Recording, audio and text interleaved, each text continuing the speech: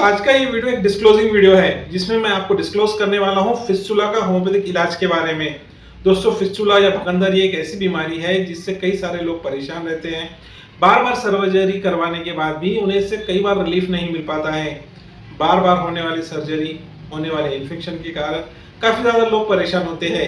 ऐसे में फिस्टुला का सही इलाज, इसके होने के कारण और इसके होने पर दिखाई देने वाली तकलीफों के बारे में डिटेल में समझना बेहद ज्यादा जरूरी है, ताकि आप इसके कॉजेस से बच सके, इसकी होने वाली तकलीफ से छुटकारा हासिल कर सके और मात्र 2 होम्योपैथिक मेडिसिन की मदद से आप इस फिस्टुला से छुटकारा हासिल कर सकते हैं। तो दोस्तों वीडियो में हम सभी एंगल को डिटेल में समझने वाले हैं, तो वीडियो बहुत ज़्यादा इंफॉर्मेटिव और नॉलेजेबल है, इसे लास्ट तक के जरूर देखिए। तो चलिए शुरू करते हैं। दोस्तों फिस्टुला या भगंदर आम जबान में हर किसी को पता है। फिस्टुला या भगंदर यानी क्रैक, ऐसी बीमारी जिसमें मरीज के एनल कैनाल में क्रैक आ जाती है। भगंदर यानी भग हम संस्कृत में कहते हैं एनल कैनाल के एरिया को, और दर कहते हैं उस जगह का फट जाने को। यानी अगर आपके एनल कैनाल में किसी प्रकार की दरार आ जाए, वहां के मसल्स में किसी प्रकार की दरार आ जाए, तो उसे भगंदर या फिस्टुला कहा जाता है। दोस्तों अक्सर मरीज को फिस्टुला एनल कैनाल की जगह से शुरू होकर डीप एनल अल्सर्स तक के या एनल टिश्यू तक चला जाता है। इस भगंदर में, इस दरार में कई बार इन्फेक्शन बनने लगता है और यह इन्फेक्शन मरीज के एनल कैनाल की जगहों के आसपास से बार बार बाहर आते रहता है। ऐसे में इससे वजह से मरीज को काफ़ी ज़्यादा दिक्कतें होती है।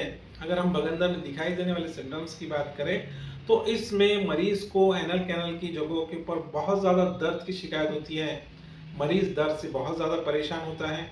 वहीं कई बार मरीज एनल कैनाल की जगहों पर बर्निंग की शिकायत भी करता है। मरीज को वहाँ पर अंगार होती रहती है, एक जगह पर वो आराम से बैठ नहीं पाता है। वहीं अगर भगंदर पुराना हो जाए, ये बीमारी क्रॉनिक हो जाए, तो मरीज को एनल कैनाल की जगहों से पस आना शुरू भी हो जाता है।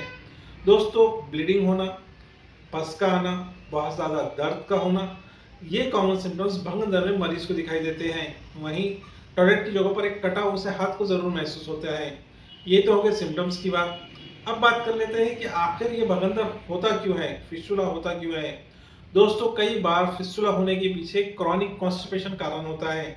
अगर इसको किसी को, कोई मरीज को कई जमाने तक के कॉन्स्टिपेशन है, एक लंबे वक्फे तक अगर उससे कॉन्स्टिपेशन है, तो इस स्ट्रेनिंग ऑफ स्टूल के कारण भी मरीज को कई बार भगंदर हो जाता है, वहाँ के मसल्स फट जाते हैं। वहीं किसी को अगर प्रॉपर हाइजीन मेंटेन नहीं करने आती है, वो प्रॉपर हाइजीन मेंटेन नहीं करता है, टॉयलेट की जगह से अच्छे से साफ सफाई नहीं कर पाता है, तो उस कारणवश भी कई बार मरीज को भगंदर होता है। वहीं अगर किसी को क्रॉस डिसीज जैसी इंटेस्टाइन की बीमारी है, तो इसके कारणवश भी मरीज को भगंदर हो सकता है। इसके अलावा मरीज को अगर कोई सेक्सुअली ट्रांसमिटेड डिसीज है, तो इसके कारण भी मरीज को भगंदर होता है। वहीं ऐसी कुछ बीमारी जिससे मरीज की इम्यूनिटी कम होती है, जैसे कि HIV, एड्स, हेपेटाइटिस बी, ये मरीज को कॉमनली है, या कैंसर है, या कैंसर के लिए वो रेडिएशन थेरेपी ले रहा है, तो इस कारण भी मरीज को भगंदर होने के बहुत ज़्यादा चांसेस हो सकते हैं। दोस्तों ये तो हो गई कुछ कॉमन करने की बात। अब बात करते हैं इसके मेन इलाज के बारे में। अगर किसी को भगंदर है तो उसे इन होम्योपैथिक मेडिसिन को जरूर इस्तेमाल करनी चाहिए। भगंदर के मरीज को सिलिशिया 6X में जरूर इस्तेमाल करनी चाहिए। दोस्तों सिलिशिया 6X एक ऐसी होम्योपैथिक मेडिसिन है जो एनल कैनाल के आसपास मौजूद पस को रीएब्जॉर्ब करके उस जगह पर डेवलप हुई हुई दरार को या भगंदर को हील करने में काफ़ी ज़्यादा मदद करती है। दोस्तों सिलिशिया को होम्योपैथिक में सर्जन्स नाइफ भी कहा जाता है, यानी सर्जन की एक ऐसी नाइफ जो वहाँ पर करेक्टिव काम करती है, वहाँ के मसल्स को स्ट्रेन करती है, ताकत देती है, अंदर से आने वाले पस को हील करती है, साथ ही साथ मरीज को होने वाले दर्द से छुटकारा दिलाती है। दोस्तों सिलिशिया 6X की 6 गोली सुबह दोपहर शाम लगातार 3 महीने तक लेने से आपको काफ़ी ज़्यादा फायदा हो सकता है। दोस्तों सिलिशिया 6X के साथ दूसरी होम्योपैथिक मेडिसिन जो आपको इस्तेमाल करनी है वह है हिपरसल्फ 200। हिपरसल्फ 200 होम्योपैथिक की एक ऐसी मेडिसिन है जिसको आप होम्योपैथिक की एंटीबायोटिक के रूप में भी सोच सकते हैं। हिपरसल्फ 200 आपके वहाँ पर डेवलप हुए वाले इन्फेक्शन को कंट्रोल करने में काफ़ी ज़्यादा मदद करती है।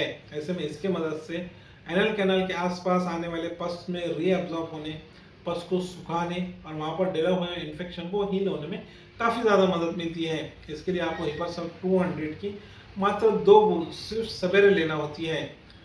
दोस्तों याद रहे हिपरसल्फ 200 सिर्फ सवेरे इस्तेमाल करनी होती है, शाम में बिल्कुल भी नहीं।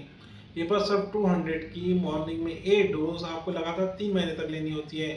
तो दोस्तों हिपासॉल्ट 200 दिन में से एक बार, सिलिशिया 6x की 6 गोली दिन में से 3 बार, इस कॉम्बिनेशन आपको आप लगातार 3 महीने तक इस्तेमाल करें। साथ ही साथ आपके कॉन्स्टिपेशन को सही करने के लिए ज़रूरी मेडिकेशन ज़रूर इस्तेमाल करें। दोस्तों ये थी कुछ जानकारी फिस्टुला को सही करने की, बगंदा को सही करने के बारे में। अगर आपके मन में कोई सवाल है तो नीचे कमेंट बॉक्स में पूछें, मैं कोशिश करूंगा आपके हर एक सवाल का जवाब दे सकूं।